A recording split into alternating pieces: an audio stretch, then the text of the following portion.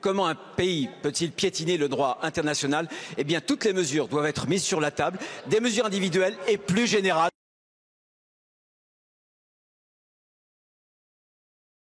La première d'entre elles va être posée par Monsieur Bastien Lachaud pour le groupe La France Insoumise. Madame la Présidente, Monsieur le Premier ministre, savez-vous que la guerre d'Algérie est terminée depuis 63 ans? Que la France coloniale l'a perdue car c'était une guerre criminelle et injuste. Pourquoi cherchez-vous à la raviver? Bien sûr, quand des influenceurs font des appels au meurtre contre des opposants politiques au gouvernement d'Alger, il faut engager les poursuites judiciaires adéquates en France. Mais vous en faites le prétexte à une surenchère insupportable et irresponsable. Vous multipliez les menaces et les provocations contre Alger, comme sur le Sahara occidental, en contradiction avec le droit international. Vous stigmatisez des millions d'Algériens, de binationaux, de Français d'origine algérienne. Le vocabulaire arrogant et guerrier que vous employez n'a rien à faire dans les relations internationales. Les pires fantasmes de l'extrême droite que vous alimentez n'ont rien à faire dans le débat public. Vous osez affirmer que l'accord franco-algérien de 68 accorderait un privilège à l'immigration algérienne, c'est un pur mensonge. Vous osez parler de rente mémorielle à propos de l'Algérie, comme si c'était un cadeau d'avoir subi 132 ans de colonisation et de souffrance. Les belles heures de la colonisation, comme ose le dire votre ministre de l'Intérieur, c'est révoltant. En réalité, c'est l'algérophobie qui est votre rente politique. Vous soufflez sur les braises des haines passées, vous attisez la xénophobie, l'islamophobie et le racisme dans l'espoir d'exciter l'opinion publique et de masquer vos échecs. C'est répugnant. Et qui en paye le prix? La France, que vous discréditez, isolez et abaissez. Les peuples français et algériens que vous fracturez et opposez. La paix civile que vous menacez. Alors quand allez-vous cesser cette folle escalade? Quand allez-vous en finir avec les postures néocoloniales? Quand allez-vous construire enfin avec l'Algérie une relation diplomatique apaisée, fondée sur le respect mutuel et l'amitié entre les peuples frères? Merci, monsieur le député. La parole est à monsieur Jean-Noël Barrot, ministre de l'Europe et des Affaires étrangères. Madame la Présidente, Mesdames et Messieurs les députés, Monsieur le député Bastien Lachaud. La relation entre la France et l'Algérie n'est pas une relation bilatérale comme les autres, c'est une relation d'intimité profonde. C'est ainsi que le président de la République la qualifiait au moment où, en août 2022, il signait avec le président algérien une feuille de route qui déterminait les termes de notre coopération. Mais pour une coopération, il faut être deux. Et les raisons qui ont conduit les autorités algériennes à adopter une posture d'hostilité n'ont rien à voir avec l'Algérie ni avec ses intérêts. La France est un pays souverain qui choisit les termes de ses alliances avec d'autres pays. Et ce que la France entend construire avec le Maroc n'enlève rien à ce que la France entend construire avec l'Algérie. Le 9 janvier dernier, un influenceur connu sous le pseudonyme de Doualem a été frappé par un arrêté ministériel d'expulsion après s'être livré à des appels au meurtre sur les réseaux sociaux. Reconduit à la frontière, il a été renvoyé par l'Algérie alors même qu'il détenait un passeport biométrique. C'est une violation des textes qui régissent notre relation et c'est un précédent que nous considérons comme grave. Il est aujourd'hui détenu dans un centre de rétention administrative et il est judiciarisé. Et cet épisode regrettable s'ajoute à la détention de notre compatriote Boualem Sansal, dont les raisons de la détention sont considérées par la France comme parfaitement infondées. Le président de la République et le Premier ministre réuniront dans les prochains jours les ministres concernés pour évaluer les suites à donner et les mesures à prendre. J'ai pour ma part signalé que j'étais prêt à me rendre à Alger pour traiter de toutes les questions et pas seulement celles qui ont fait l'actualité ces dernières semaines. Ni l'Algérie ni la France n'ont intérêt à ce que s'installe une tension durable entre deux pays voisins, de grands pays de la Méditerranée. Merci beaucoup, monsieur le ministre. La parole est à monsieur Géraud Verny pour le groupe UDR. Ma question s'adresse au Premier ministre. Monsieur le Premier ministre, votre ministre de l'Intérieur a légitimement pointé la volonté de l'Algérie d'humilier la France. Ce pays emprisonne arbitrairement notre concitoyen Boualem Sansal. Ce pays refuse de reprendre ses délinquants. Alors ma question sera simple. Allez-vous, oui ou non, révoquer les accords de 68 qui offrent des privilèges exorbitants aux Algériens? Jusqu'à quand la France acceptera-t-elle d'être bafouée par l'Algérie? Ce pays a refusé une fois de plus de reprendre l'un de ses ressortissants expulsés par décision souveraine, allant jusqu'à qualifier notre démarche d'abus de pouvoir. De quel droit un État étranger hostile humilier la République française sur son propre sol? Pendant ce temps, un romancier français de 80 ans, Boualem Sansal, croupit en prison dans des conditions indignes, privé de soins, privé de droits. L'influenceur algérien Imad Tintin a dit, je le cite, « Je le jure devant Allah, il faut brûler vif, tuer, violer sur le sol français. Si je vous retrouve, je vous achève. » Pourtant, face à ce mépris constant, votre gouvernement reste, au-delà des mots, inerte, laissant l'Algérie profiter des privilèges insensés. De quoi avez-vous peur? L'Algérie, c'est le PIB des Hauts-de-Seine. L'accord du 27 décembre 1968, véritable scandale juridique, offre aux Algériens des facilités d'entrée, de séjour et de regroupement familial. Pire, l'élite algérienne bénéficie de passe-droit avec l'accord de 2007. Et nous, rien d'autre que l'arrogance d'un régime autoritaire qui méprise nos lois et notre souveraineté. Vous avez tous les outils en main pour agir immédiatement. Une simple instruction à nos postes diplomatiques, au consulat algérien, suffit à supprimer la délivrance de visas.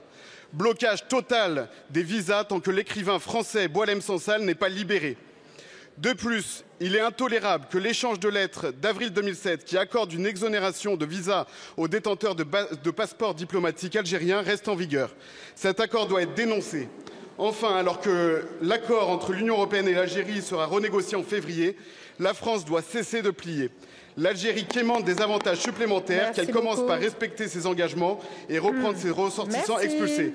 Si nécessaire, dénoncer. Merci, mon cher collègue. La parole est à Monsieur le ministre de l'Intérieur, Bruno Retailleau. Merci, Madame la Présidente. Vous avez eu raison, Monsieur le député, de rappeler la fuite en avant anti-française de l'Algérie. Depuis déjà l'été dernier, depuis la reconnaissance de la souveraineté du Maroc sur le Sahara occidental. Mais cette hostilité avait débuté bien avant, je souhaite le souligner. Cette hostilité, elle a pris, il y a quelques semaines, une forme très agressive, avec l'arrestation et avec surtout la détention inacceptable, inhumaine de Boualem Sansal. Je veux lui témoigner de mon amitié, bien sûr, mais aussi tout le soutien de notre gouvernement, de celui, bien entendu, que dirige François Bayrou. Et puis, il y a cette affaire de l'influenceur algérien. Vous avez rappelé ses propos. Jean-Noël Barrot l'avait fait précédemment. Eux aussi sont absolument inadmissibles. Dès que nous avons été informés de ces propos, nous avons signalé sur la plateforme Pharos qui a supprimé la vidéo.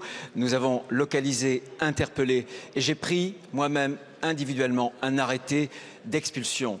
Ce n'est pas la France qui ne respecte pas le droit dans cette affaire, c'est l'Algérie, puisque cet individu, dont je veux rappeler que c'est un multirécidiviste, qu'il a été condamné, mesdames, messieurs les députés, 6 fois, 2 fois d'ailleurs, pour des affaires de stupéfiants, qu'il cumule d'ailleurs pour toutes ces condamnations plus de 11 années de prison. Voilà l'individu algérien auquel on a affaire. Et l'Algérie, après cet arrêté d'expulsion, a refusé de recevoir un ressortissant alors il était en possession d'un passeport biométrique, alors que le droit international, la Convention de Chicago de 48, l'accord, le protocole entre la France et l'Algérie de 1994 sont très très nets.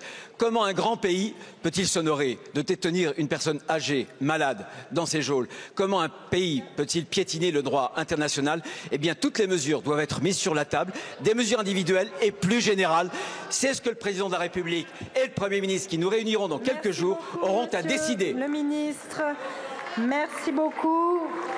La parole est à Monsieur David Guiraud pour le groupe La France Insoumise.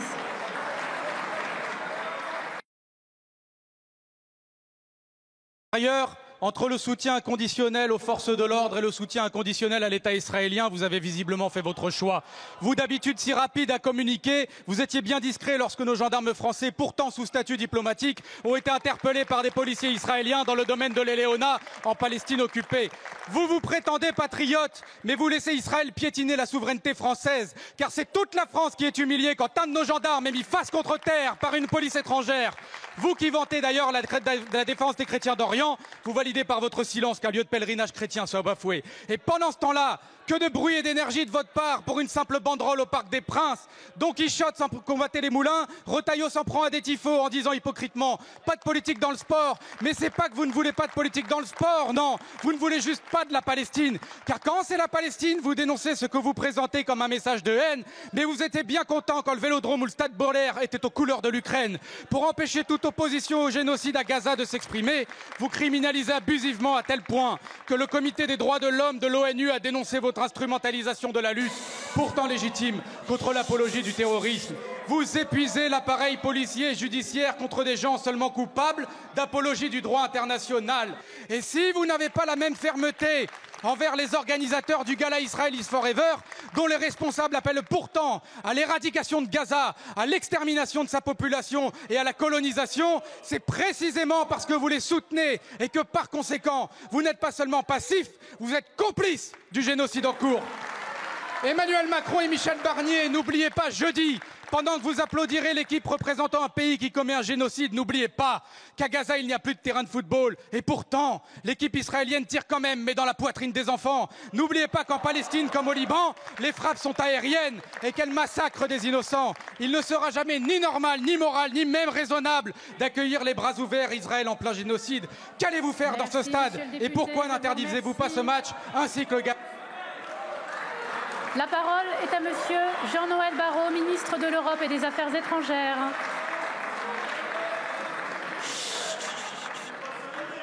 S'il vous plaît. Madame la Présidente, Mesdames et Messieurs les députés, Monsieur le député David Guiraud, c'est la première fois que je vous entends dans cet hémicycle prendre la défense de nos gendarmes et je vous en remercie. Et permettez-moi d'ailleurs de saluer le travail de nos agents dans les postes diplomatiques, ambassadeurs, consuls, conseillers, attachés de défense, gendarmes et policiers, qui font entendre la voix de la France dans des conditions parfois extrêmement difficiles. S'il vous plaît, vous rappelez le grave incident qui s'est produit jeudi au domaine de l'Eléona à Jérusalem. La France refuse et refusera toujours que quiconque pénètre armé sans son autorisation dans les 4 domaines qui, à Jérusalem, sont placés sous sa responsabilité et sous sa protection. C'est la raison pour laquelle, lorsque j'ai constaté que 3 policiers israéliens avaient pénétré armés dans le domaine de l'Eléona, j'ai refusé d'y rentrer et je l'ai fait savoir publiquement. La France condamne le traitement qui a été réservé aux 2 gendarmes brièvement interpellés. C'est tout simplement scandaleux et c'est indigne de la relation entre la France et Israël.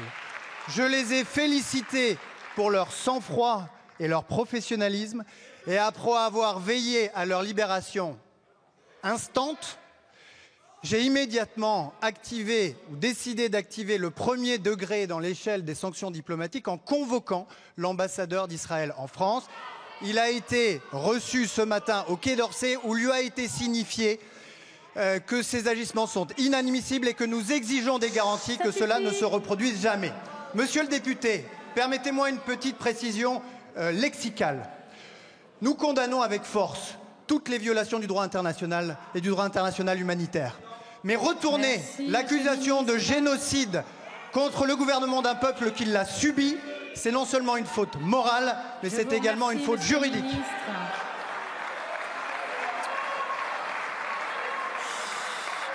S'il vous plaît, un peu de calme, Madame Obono, s'il vous plaît. Madame Obono, je vous remercie. Merci. La parole est à Monsieur Jean-Paul Mattei. En examinant de plus près l'affaire de l'influenceur algérien Doualem, qui effectivement est hors la loi, on se rend compte que la France, et notamment Retailleau, a pris une décision extrêmement rapide sans considérer à l'avance quelle pourrait être la réaction de l'Algérie. La diplomatie, ça existe. Peut-être qu'il fallait mettre ce monsieur hors d'état de nuire, en détention provisoire par exemple, mais en contactant d'abord l'Algérie pour discuter de ce qui pouvait être fait. Retailleau a juste créé une justice expéditive, ultra expéditive, sans jugement, sans rien du tout. Donc il y a quand même un problème là aussi. Les gens, même un criminel, a des droits. Et Retailleau n'a pas respecté ses droits. La France n'a pas respecté les droits de ce monsieur, puisqu'il n'a pas eu droit à un jugement. Voilà, donc après, je vais vous donner quelques liens vers plusieurs articles différents qui disent tous à peu près la même chose, mais le voient sous un œil différent. Mais il s'avère que déjà, il y a des problèmes entre l'Algérie et la France, donc c'était peut-être pas une bonne idée que de renvoyer sans prévenir, sans jugement, sans rien, cet influenceur directement comme ça en Algérie. Et donc il a été refoulé par l'Algérie qui a ses propres règles, ses propres lois. Et voilà, si la France dit que l'Algérie ne respecte pas la France et veut l'humilier, mais la France ne respecte pas non plus l'Algérie si elle se permet des actes expéditifs de cette sorte. C'est ce que je pense moi. On peut constater que la France n'agit absolument pas, notamment quand 2 gendarmes ont été molestés par des policiers israéliens. Plus récemment, Sylvain Mercadier, un journaliste français qui a été détenu par l'armée israélienne en territoire syrien occupé et qui a été maltraité par l'armée israélienne. La France n'a absolument rien dit. Là, ça ne pose pas de problème. Toutes les personnes qui, en France, menacent les défenseurs de la Palestine ne sont jamais inquiétés. Aucun des ressortissants israéliens français n'est renvoyé dans son pays pour apologie de la violence. Ça n'existe pas. Donc voilà, il y a vraiment 2 poids 2 mesures entre le traitement que fait la France, le gouvernement français actuel, pour l'Algérie et pour Israël. Bonjour, ici Sylvain Mercadier, reporter. Aujourd'hui, j'ai été arrêté dans le village de Hamidiyeh avec mon collègue Mohamed Fayad, qui est mon fixeur, par l'armée israélienne après avoir été en train de faire notre travail. L'armée israélienne a tenté de confisquer un ordinateur à nous, ce à quoi Mohamed a contesté et s'en est suivi une altercation assez brutale et une arrestation brutale avec les menottes en serflex mises dans notre dos et nous avons été bâillonnés avant d'être amenés à une base militaire qui est située dans un bâtiment occupé par l'armée israélienne en territoire syrien. Pendant 4 heures, nous sommes restés au sol en tailleur, les mains dans le dos, ligotés, bâillonnés, et nous avons été, je dirais, plutôt maltraités, insultés, humiliés par les soldats à plusieurs reprises, interrogés très brutalement, intimidés et menacés. Mohamed a pris des coups de crosse d'armes dans la nuque et moi j'ai été jeté au sol et frappé parce que je refusais de collaborer avec l'armée qui voulait ouvrir mon téléphone. Au bout de plus de 4 heures de détention, nous avons été conduits dans une Jeep aux abords d'un village qui n'est pas celui où nous avons été arrêtés. Et nous avons été libérés ici avec un sac dans lequel ils avaient mis toutes nos affaires pêle-mêle qu'ils avaient fouillé préalablement. Dans ce sac, il manquait toutes les cartes mémoire de mon téléphone, ainsi que mes cartes SIM, les cartes mémoire de mon téléphone, les cartes SIM de mon téléphone et toutes les cartes mémoire de mon appareil photo. Donc j'ai été privé de mon matériel pour faire mon travail par l'armée israélienne. Le téléphone de Mohamed est aussi inutilisable à l'heure actuelle.